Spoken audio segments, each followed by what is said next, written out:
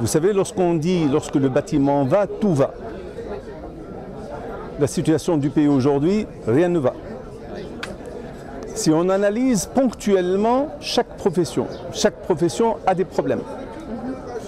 Aussi bien au niveau du Conseil de l'Ordre dont je suis donc un ex-président, parce que je suis architecte, qu'au niveau des ingénieurs, qu'au niveau des industriels, qu'au niveau des promoteurs immobiliers, chacun a un problème ou plusieurs problèmes dans sa profession. Et au lieu de s'adresser chacun de son côté vers un ordre des architectes, un ordre des ingénieurs, l'association de je ne sais pas quoi et ainsi de suite, on a voulu, pour une fois, regrouper tous les intervenants du même secteur qu'est le bâtiment, pour pouvoir additionner nos efforts et puis chercher un seul objectif, c'est améliorer le cadre du bâti en Tunisie. Et pour cela, qui peut intervenir? Premièrement, c'est le financier. Le financier qui est le promoteur immobilier. C'est à lui aussi que revient le choix des architectes, des ingénieurs et des entrepreneurs.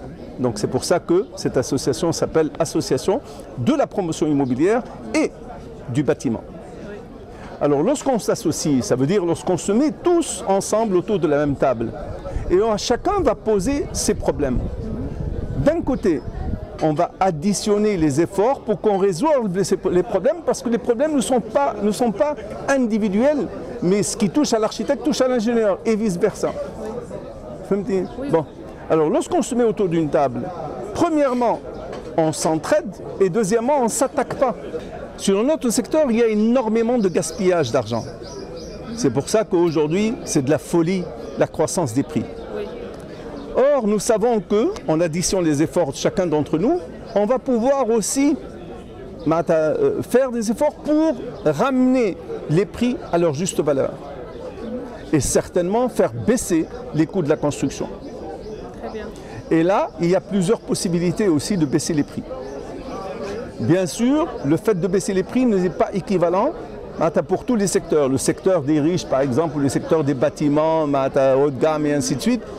Il y a une possibilité, mais sur d'autres secteurs tels que l'habitat social par exemple, on a une autre manière de voir et pour cela, en plus du secteur du bâtiment, il faudrait que le gouvernement intervienne aussi.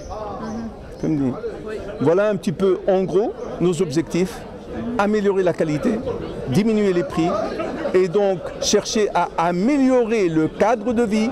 Et le cadre de vie c'est quoi? C'est ce que nous allons offrir aux Tunisiens pour améliorer le mode de vie des Tunisiens en général.